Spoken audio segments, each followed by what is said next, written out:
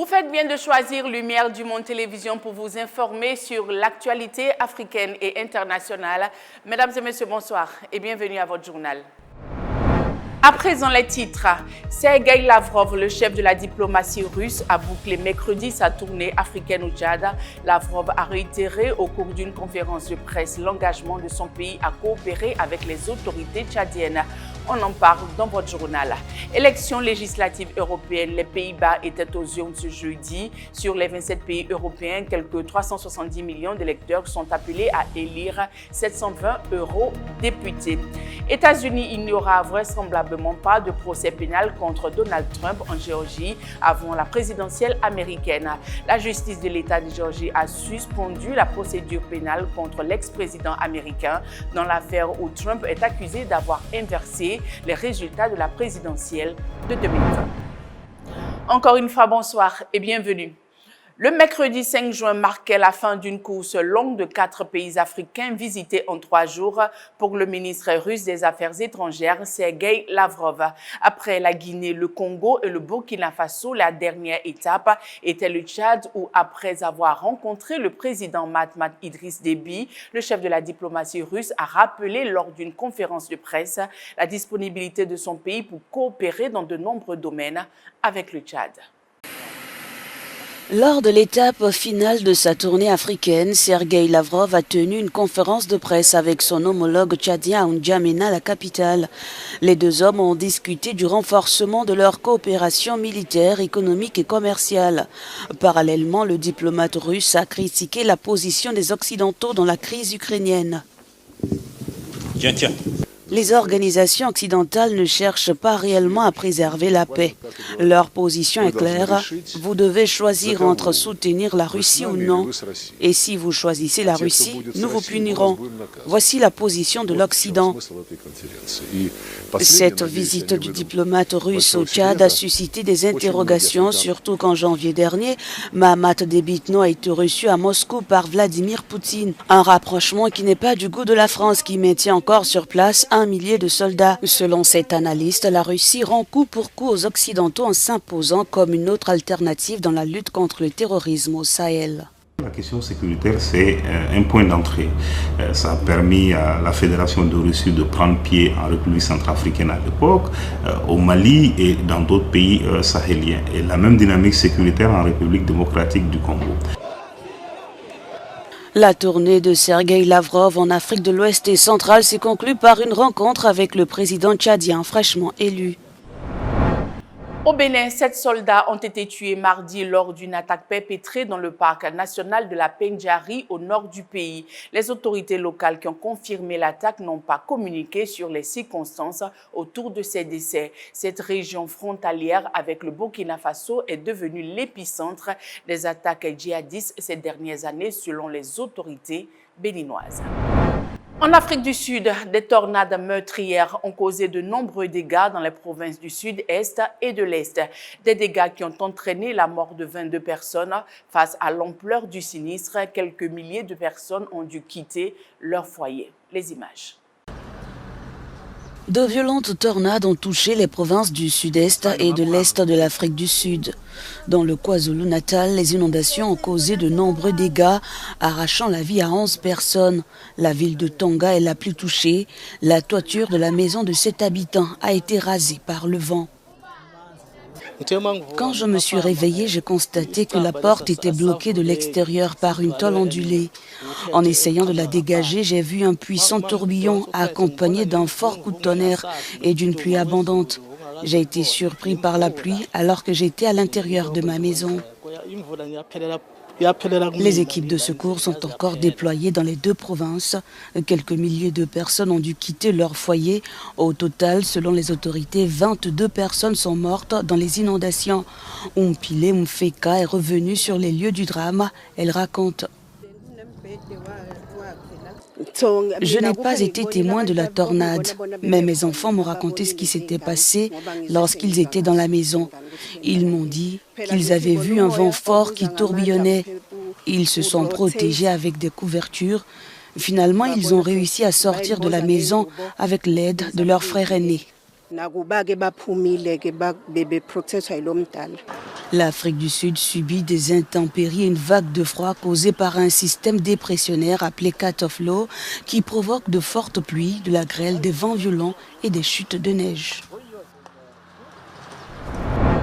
Au Zimbabwe, la sécheresse liée au phénomène climatique El Niño touche les communautés agricoles près de la capitale Harare. La nourriture se faisant rare, l'UNICEF a lancé un appel de plusieurs millions de dollars pour répondre aux besoins sanitaires qui augmentent rapidement. 4 seaux d'eau par foyer, pas plus. Dans les banlieues pauvres de Harare, l'eau même commence à être rationnée. Le Zimbabwe et d'autres pays de la région comme la Zambie et le Malawi connaissent une sécheresse record, conséquence du phénomène climatique El Niño. Et bien sûr, les récoltes aussi sont touchées. Cette fois, les familles pauvres ont de plus en plus de mal à se nourrir. Les rations diminuent. C'est différent des années précédentes, lorsque nous avions de bonnes saisons de pluie et que je pouvais au moins préparer quelque chose de décent pour les enfants. Aujourd'hui, nous ne pouvons nous permettre qu'un seul repas par jour, car nous n'avons pas le choix. Les grandes organisations internationales ont lancé des appels aux dons, mais ceux-ci tardent à se concrétiser. Alors certains Zimbabwéens s'organisent. La fondation Kushengetana, fondée pendant l'épidémie de Covid, a ouvert 5 points de distribution de nourriture pour les enfants, comme ici, dans cette zone rurale près de la capitale. Lorsque nous avons commencé, mon action s'inscrivait dans une perspective maternelle.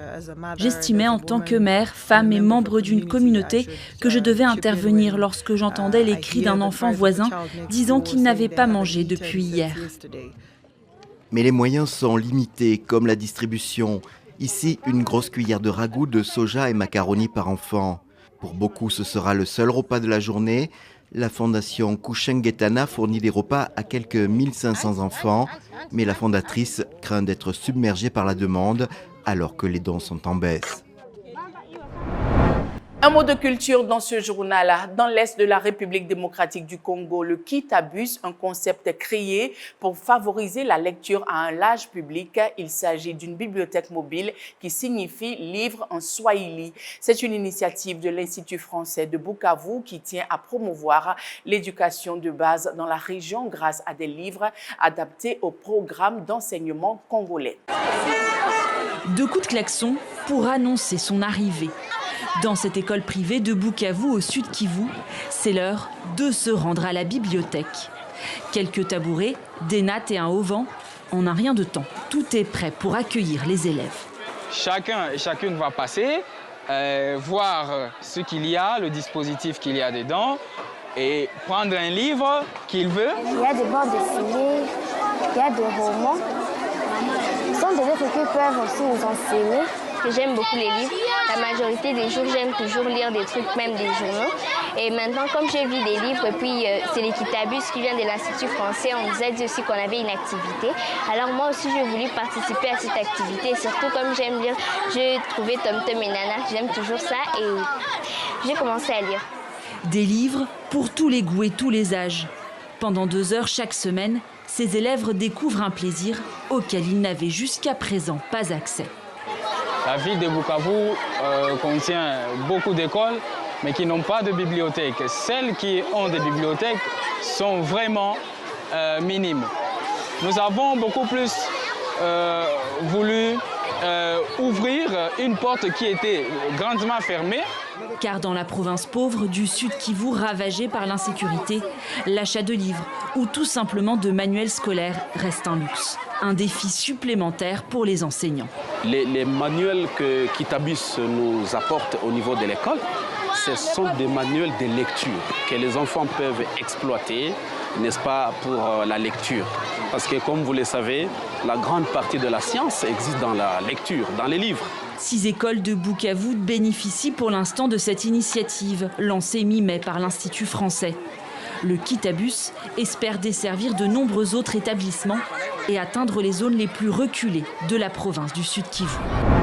En Éthiopie, après qu'un accord de paix ait mis un terme à l'un des conflits les plus meurtriers de ces dernières années, Mekele, la capitale du Tigré, émerge lentement des affres de la guerre. Les routes sont reconstruites, la construction de bâtiments reprend. Les images. La ville ressemble à un gigantesque chantier. Mekele, revenu de l'enfer de la guerre, recommence à vivre au rythme du travail des ouvriers et des géomètres. Des routes et 2 hôpitaux sont en cours de construction et peu à peu les Éthiopiens retrouvent de l'espoir. Les gens trouvent enfin un peu de soulagement après de nombreuses épreuves. Lorsqu'il y a une telle paix, les gens peuvent se concentrer sur leurs moyens de subsistance. Sur ce panneau, devant un immeuble en construction, il est écrit « Votre sacrifice est pour votre peuple ». Et quel sacrifice? La guerre s'est tue il y a 19 mois et l'administrateur de la ville avoue que certains ouvriers ont près de 17 mois de salaires impayés. Le budget global manque pour aller plus vite, mais les autorités ont promis d'écouter la population. Nous avons adopté une approche de bas en haut, en raison des ressources limitées et de l'ampleur des destructions. Pour reconstruire notre ville et créer un environnement propice, nous avons donné la priorité aux besoins de notre population. Nous construisons environ 12 routes bitumées dans la ville et nous sommes sur le point d'achever 3 d'entre elles. Nous travaillons également sur 2 hôpitaux qui sont actuellement en cours de construction. Le réseau électrique, lui aussi, a besoin d'être reconstruit. Dans le Tigré, les autorités du pays ont estimé les besoins à près de 20 milliards de dollars. Selon les administrateurs locaux, de l'argent a été prêté par des entreprises et la population voit dans ces travaux des signes encourageants. Mais il reste énormément à faire pour sortir d'un des conflits les plus meurtriers de ce siècle. Selon une évaluation du gouvernement, près de 8 millions de personnes souffrent de la faim dans le Tigré et la région voisine de l'Amara. Comme annoncé dans nos titres, les Néerlandais ont donné le coup d'envoi ce jeudi pour les élections européennes. Le scrutin se déroulera jusqu'à dimanche selon les modalités de vote adoptées par chacun des 27 pays de l'Union européenne. Quelques 370 millions d'Européens sont appelés à voter à travers les 27 pays de l'Union européenne pour élire 720 eurodéputés. Ce jeudi matin, à 7h30 heure locale, les bureaux de vote ont ouvert aux Pays-Bas pour les élections européennes. Les Néerlandais sont les premiers à participer au scrutin qui s'étalera sur 4 jours jusqu'à dimanche. Au total, plus de 370 millions d'Européens sont appelés aux urnes pour élire 720 députés. Plusieurs pays s'attendent à une poussée de l'extrême droite. C'est le cas de la France avec le Rassemblement national ou de l'Allemagne avec l'AFD. Les Pays-Bas n'échappent pas à cette tendance. Le parti PVV de Geert Wilders est donné en tête dans les sondages.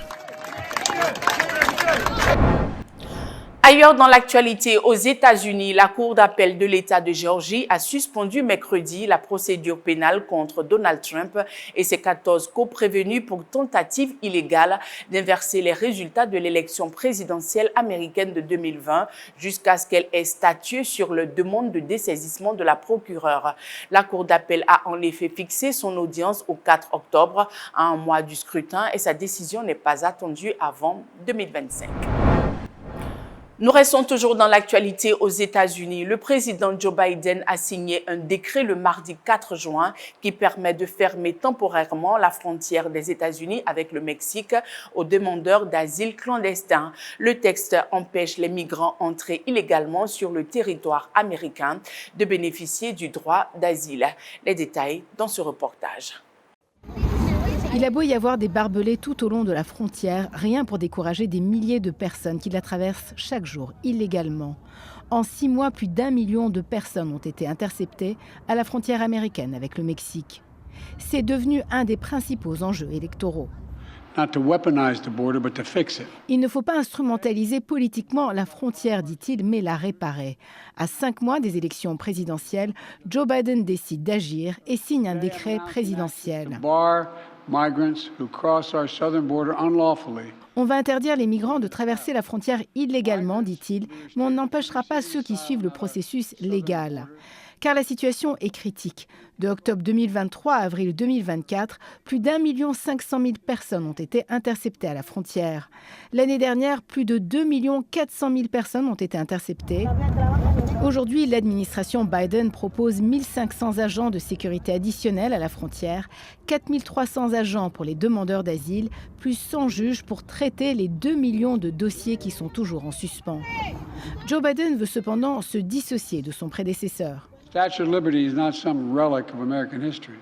La Statue de la liberté n'est pas une relique de l'histoire des États-Unis, dit-il.